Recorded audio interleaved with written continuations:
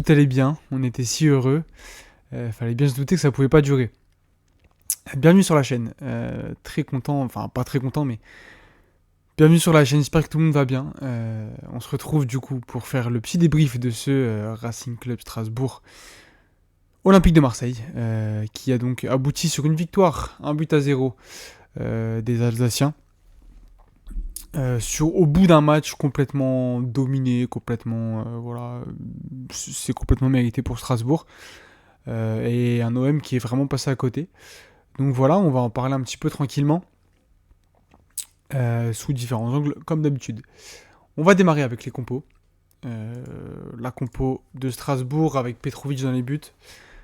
Guéladoué au poste de latéral droit. So avec Sarr en défense centrale. Doucouré au milieu de terrain avec Habib Diarra, avec André Santos. Diego Moreira latéral gauche. C'est celui-là, enfin latéral, bon, assez offensif, mais voilà, il part au poste de latéral. Dylan Bakwa, Emega et Nanasi devant. Voilà, ce qu'on peut dire là tout de suite, c'est que on a des individualités qui ont répondu présent côté strasbourgeois. Et même plus que ça, quand je vois le match de Doucouré, quand je vois le match de André Santos, quand je vois le match de Sébastien Nanasi, quand je vois le match de Diego Moreira, je me dis ok, voilà. Ce soir, collectivement, Strasbourg était meilleur, mais individuellement aussi. Donc voilà, ça déjà c'est la première clé. La compo de l'Olympique de Marseille avec Rouli dans les buts, forcément. Murillo, Brassier, Cornelius et Højbjerg en défense. Koné et Kondogbia pour le double pivot. Harit en numéro 10. Enrique, Greenwood sur les côtés. Wai dans l'axe. Ça bouge pas. Déjà, petite surprise au coup d'envoi, c'est Højbjerg qui est en défense centrale. On aurait pu certainement peut-être plus à Kondogbia pour le coup. Au vu de son bon match contre Lyon. Finalement non, voilà, j'ai pas trop compris pourquoi. Tu sens qu'Højbjerg, pour jouer en défense, c'est un petit déficit de vitesse quand même, il s'est fait prendre 2-3 fois par Emega. Voilà, tu le sens beaucoup moins à l'aise, ça c'est sûr. Et pour le coup, Kondogbia, tu le sens... Bon après, c'est vrai que tu jouais avec un bloc un peu moins haut contre Lyon, mais tu le sentais un peu plus à l'aise. Donc ouais, j'ai pas trop compris. Donc voilà, après au niveau individualité, on en reparlera. On en reparlera après, mais ouais. C'est le premier bilan que tu peux tirer un petit peu de ce match, c'est que tu vois individuellement, voilà, Murillo fait pas un gros match.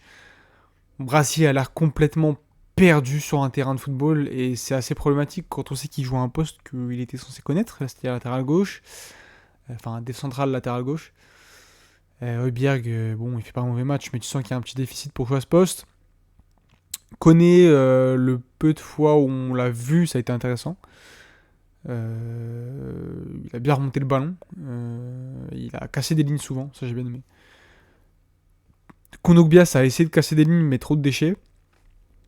Harit, on en reparlera.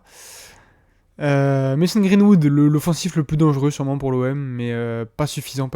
Il y a 3 ou 4 frappes pour lui. Ouais, allez, tu peux. Si tu vas être tatillon, tu peux dire qu'il aurait pu encadrer un peu plus. Ça aurait peut-être apporté un peu plus de danger, mais bon, voilà, c'est pour être vraiment tatillon, pour être chiant, quoi. Enrique sur le côté, c'est encore un petit peu... En fait, tu sens que quand ton collectif n'est pas en forme, c'est pas Enrique qui va débloquer la situation. Même s'il a provoqué une ou deux fois, c'était pas mal, mais ouais, je sais pas. Et Eli Wahi, bon bah... Voilà, hein, c'est... Je sais pas si c'est une consigne des arbitres, mais ce soir. Mais il aurait fallu tellement prendre la profondeur. Il est tellement capable de le faire. Et il est venu décrocher à chaque action. Donc j'ai pas trop compris, j'ai pas trop saisi. Et ça donne un match plutôt faiblard pour lui. Je sais même pas s'il a frappé. Donc s'il a frappé au but pour un numéro 9, bon, c'est un peu embêtant. Donc voilà, on va aller directement sur les petites stats. Avec donc, quand on regarde un petit peu au final, une possession Marseille à 58%. Donc c'est quand même une belle possession. Mais des Strasbourgeois qui ont les frappes. Avec donc 14 frappes à 10. Voilà, après pour le reste des stats, c'est pas ce qu'on fait de plus intéressant. Mais voilà. Voilà, ce qu'on peut dire un petit peu de ce match, que franchement, c'est compliqué parce que t'as le ballon, mais t'as l'impression, enfin, j'avais l'impression qu'on était complètement inoffensif. Ouais, inoffensif, c'est le mot, je pense. Euh, on n'a jamais réussi à vraiment faire des décalages devant la surface. C'est dû en grande partie par le très très très très gros match tactique de Strasbourg. Tu sens que ça a été préparé j'ai envie de dire à la perfection, on n'en est pas loin, hein, par Rosenior et par le staff, hein, de Strasbourg. Rien n'a été laissé au hasard, c'était du marquage quasi individuel derrière, et t'allais chercher les faiblesses de l'OM, c'est-à-dire Højbjerg, la vitesse dans le dos de Bjerg. T'allais chercher Brassier aussi, de temps en temps. Donc ouais, non. En individuel, en fait, même les attaquants étaient en individuel sur. Du coup, c'était Bakwa sur Brassier et. Nanasi sur Højbjerg. Donc non, c'était bien fait, bien travaillé. Cornelius avait un peu plus de temps balle au pied, mais tu sais qu'il va pas te remonter le ballon jusqu'au milieu de terrain, il va pas te casser 4 lignes par la passe. Donc c'était très bien ciblé. Il t'a manqué un Balerdi là ce soir. Mais ouais, même Cornelius aurait peut-être pu aussi remonter un petit peu plus le ballon de lui-même sur des initiatives. Hein. Mais il l'a pas fait. Donc bon, là je vois il est noté 7,1 par Ouscord. Ouais, il a gagné pas mal de duels, je pense que c'est ça qui le sauve. Ouais, 4 duels aériens gagnés. Ok. Ok, ouais, bon. Ouais, bon, dans le duel et tout intéressant, mais ça s'arrête là, quoi. Ça s'arrête là. Avec ballon, il aurait tellement dû créer de meilleures différences. Donc voilà, on a parlé aussi de Doucouré en 1 contre 1 avec Harit, tout le temps, de façon permanente.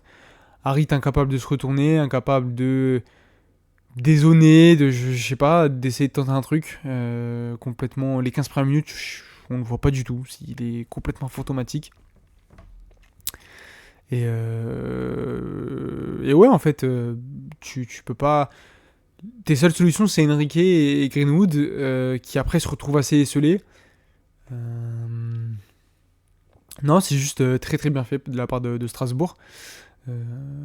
Et Amin Harit, voilà, bon, on en reparlera après, mais clairement une clé du match. Hein, peut-être, il aurait.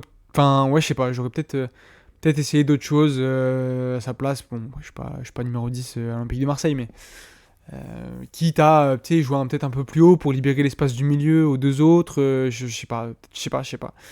Mais trop faiblard dans le contenu. Le peu de fois où il a réussi à avoir des décalages, à avoir 1 ou 2 mètres d'avance sur Doucouré, il fait les mauvais choix. Le but, c'est sa perte de balle, hein, je le rappelle. Donc non, c'est juste un non-match. Enfin, non-match, non, mais pas loin, de la part d'Amin Harit. Et voilà, côté Olympique de Marseille, j'ai fini hein, mon laïus sur l'Olympique de Marseille. J'ai pas envie d'en dire beaucoup plus parce que franchement, l'Olympique de Marseille est juste passé à côté de son match, a juste subi le très très bon travail de Strasbourg et voilà. Hein. Par contre, il faut mettre en lumière les Strasbourgeois qui, comme j'ai dit, ont très très bien préparé ce match. Tactiquement, c'était plus qu'au point.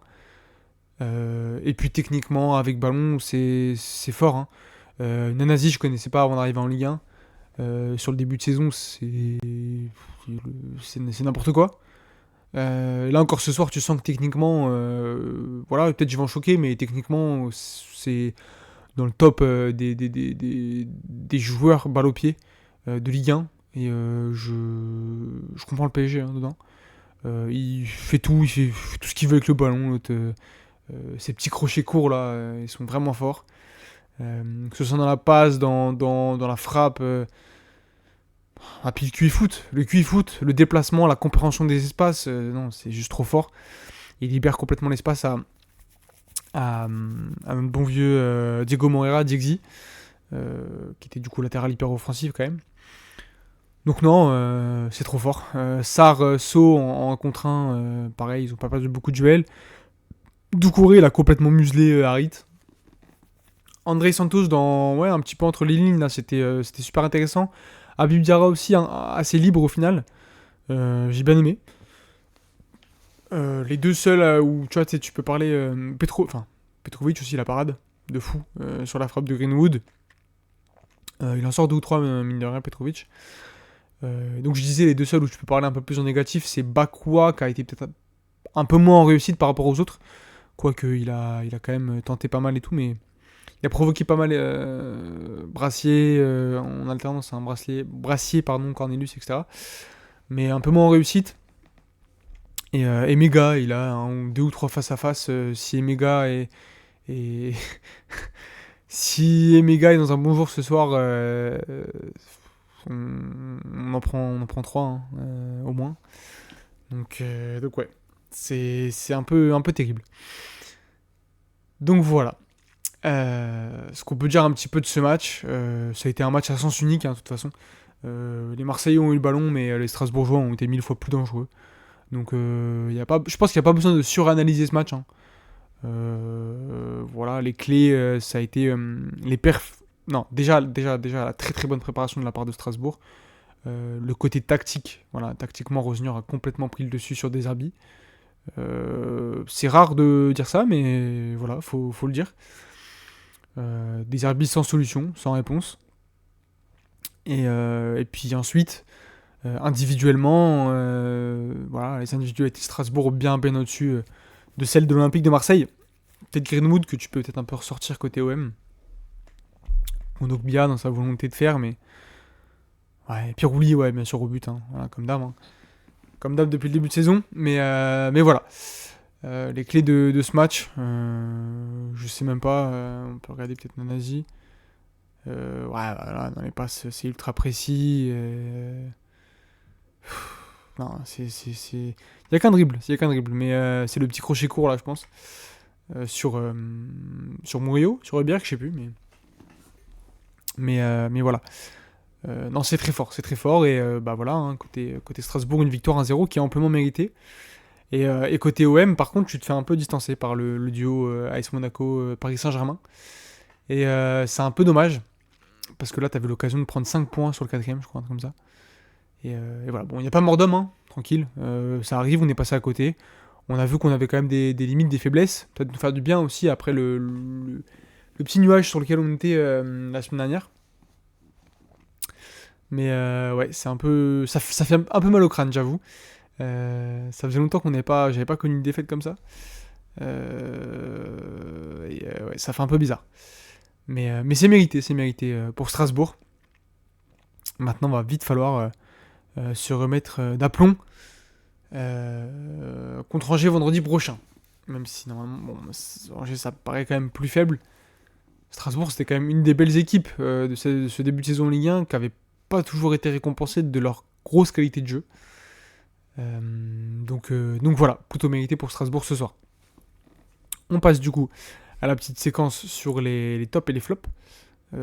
Avec en flop, bon vieux Aminarit, voilà, tu sens ses limites ce soir.